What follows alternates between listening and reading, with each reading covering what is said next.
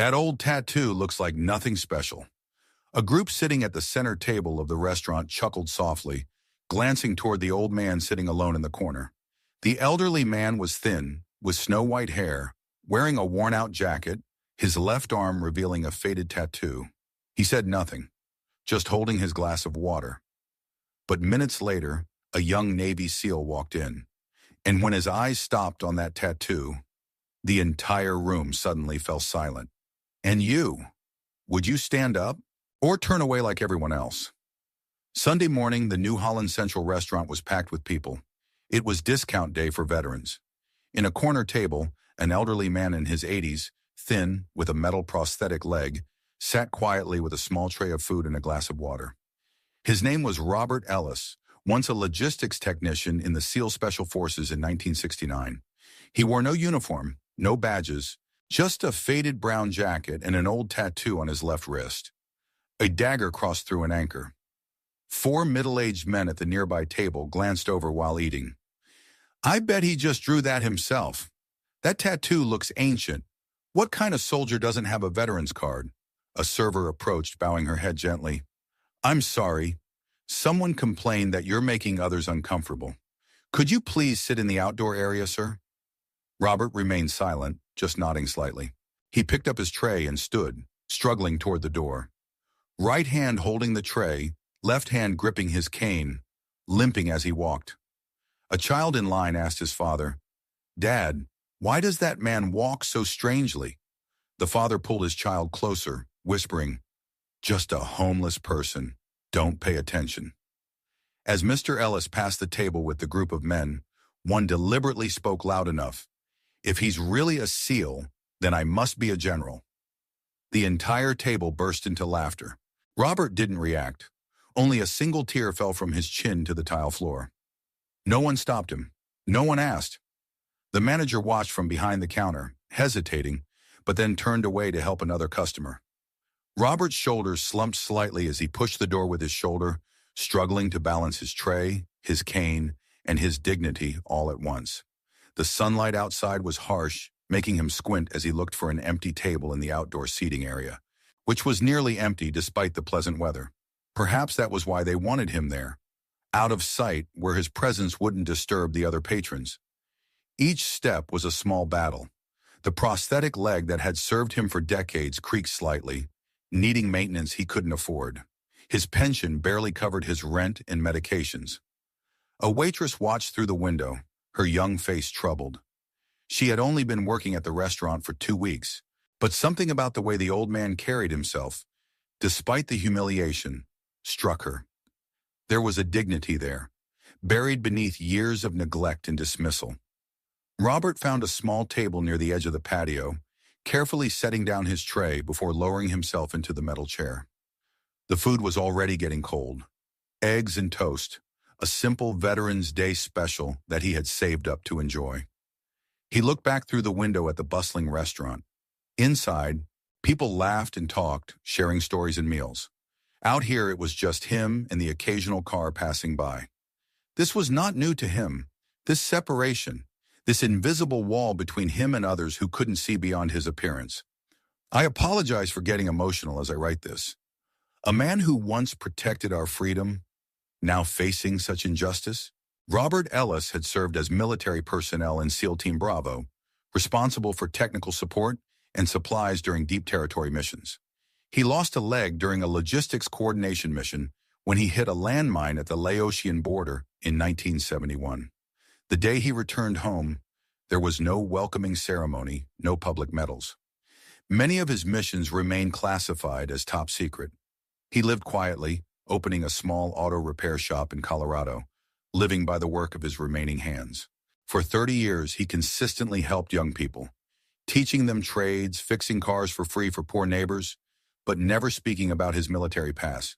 He carried only his small tattoo and a yellowed letter, a handwritten note from his former commander that read, "Thank you to the most silent soldier I have ever commanded." Each year, he visited a different restaurant to have a meal on Veterans Day, not for the discount, but to honor the memory of a friend who fell with him during that mine explosion. Yet every year he was misunderstood, driven away like an old beggar. Robert never complained. He never corrected anyone. The soft-spoken mechanic simply moved on, carrying the weight of memories that few would ever understand. His neighbors knew him only as Old Rob with the good heart, the man who fixed their children's bicycles for free and never missed saying good morning. What they didn't know was that the limp in his step came from saving 3 men during an extraction gone wrong, or that the scars on his hands were from pulling wounded soldiers from burning vehicles. The restaurant he chose today was special. It was where his fallen friend had promised they would eat when they returned home, a promise made the night before their final mission together. Back in 1971, Robert and his team had been tasked with establishing a supply route for field operatives deep in hostile territory. The mission was classified, but essential for providing medical supplies and ammunition to forward teams. James Harrington, Robert's closest friend in the unit, had carried a photograph of this very restaurant in his pocket. "Best burgers in New Holland," he would say. "When we get home, I'm buying the first round." They were just 8 miles from extraction when they hit the minefield. Robert was navigating using hand-drawn maps and his exceptional memory for terrain. James was point man. The explosion threw Robert 30 feet. When he regained consciousness, the medic was already working on what remained of his leg. Through the haze of pain, he saw the body bag being zipped over James's face. 4 other men were wounded that day, but they all came home alive, because Robert, despite his injury, had remembered the extraction coordinates and guided the medevac helicopter to their location through heavy radio interference. His technical skills, the ones that some dismissed as not real combat, saved 5 lives that day. But he couldn't save James. So each year on the anniversary, Robert found a restaurant. Sometimes he could afford a burger, sometimes just coffee. But he would sit and remember, and honor a promise that only he was left to keep. The tattoo, the dagger through an anchor, wasn't standard SEAL insignia. It was something their small unit had designed, a personal emblem that only the 8 of them wore. Now, as far as Robert knew, he might be the last one living who carried it. As Robert reached the doorstep, the back door opened. A young soldier in black civilian clothes with a high and tight haircut and decisive gait walked in. His name was Jackson Miles, 27 years old, currently a combat SEAL home on leave for a few weeks. Jackson noticed the old man limping away, with the distinctive tattoo clearly visible on his left wrist. He froze, eyes widening. "Excuse me, sir? Were you with SEAL Team Bravo?" Robert startled slightly, looking up. "Long time ago, but yes, I was part of it." Jackson stood at attention, giving a proper military salute in the middle of the buzzing restaurant. "Sir, you're the one they tell us about at training camp. You're Ellis G7, aren't you?" Mr. Ellis was too choked up to speak. Jackson turned toward the service counter. "This restaurant has no right to ask him to leave. If anyone feels uncomfortable in the presence of a living legend, perhaps they should step outside for some air." The group at the nearby table flushed red with embarrassment. One quickly stood up and left. An elderly woman nearby slowly rose to her feet, applauding. Then an entire row of other patrons stood as well. Robert said nothing, but he gently squeezed Jackson's hand. "Thank you, son." Just one person recognizing, "That's enough." Jackson wasn't finished. He walked to the center of the restaurant and spoke clearly. "This man before you coordinated the extraction of 17 wounded soldiers during Operation Swift Current. The tattoo he wears was earned in blood, not bought in a shop. I stand here today because men like him created the standards we now follow." The restaurant fell completely silent. Coffee cups paused midway to lips. Forks stopped halfway to mouths. All eyes were fixed on the young SEAL and the old man by the door. "In training," Jackson continued, "they teach us about the shadow teams, the men who made impossible missions possible. Robert Ellis designed extraction protocols that we still use today. His supply route planning saved more lives than most frontline medics." The manager approached, visibly shaken. "Sir, there's been a misunderstanding.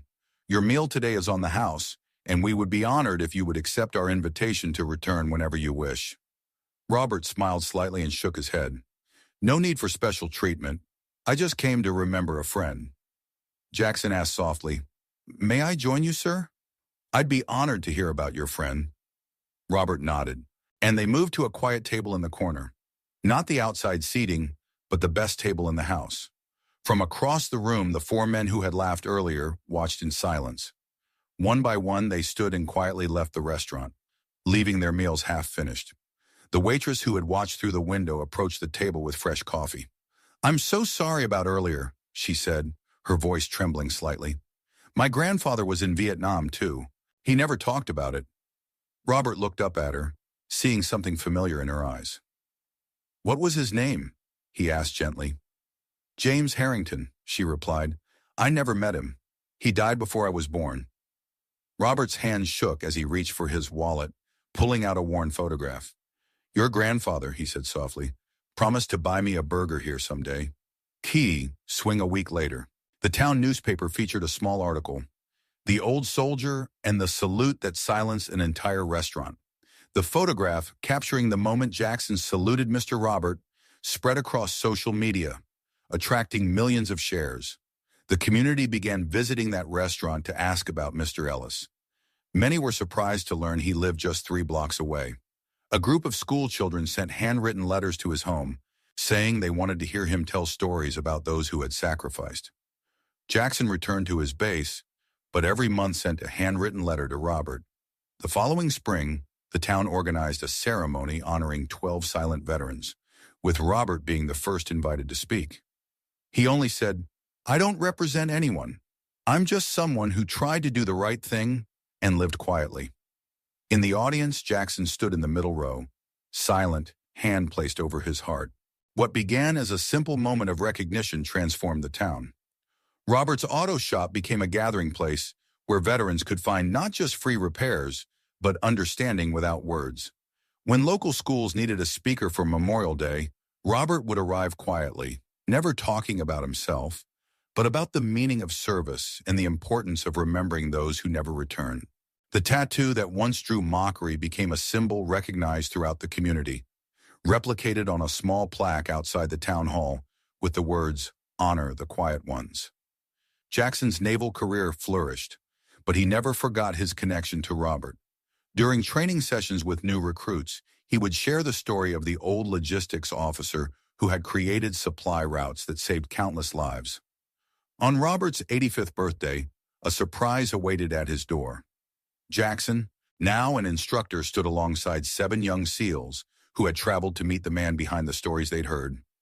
Most surprising of all was Sarah Harrington, the waitress from that day, who had brought her family to meet the man who had served alongside her grandfather. "He would have been proud to know his granddaughter met you," Robert told her, his voice steady despite the emotion in his eyes.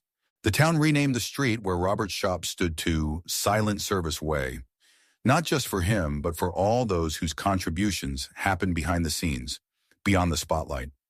When Robert passed away 3 years later, his funeral was attended by hundreds, many wearing small pins depicting a dagger through an anchor.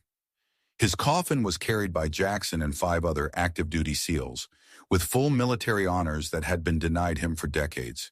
The old prosthetic leg that had carried him through years of quiet service was replaced in his coffin with a new one, provided by a veterans organization that had been inspired by his story to improve medical care for aging veterans. And on his tombstone, beneath his name and dates, were simple words that summed up a lifetime. His silence spoke volumes. His service changed lives. If this moment made your heart stop, maybe it's time we stop forgetting those who gave everything in silence. Subscribe to TT Soul Stories for more veteran stories and touching stories that still echo in our hearts.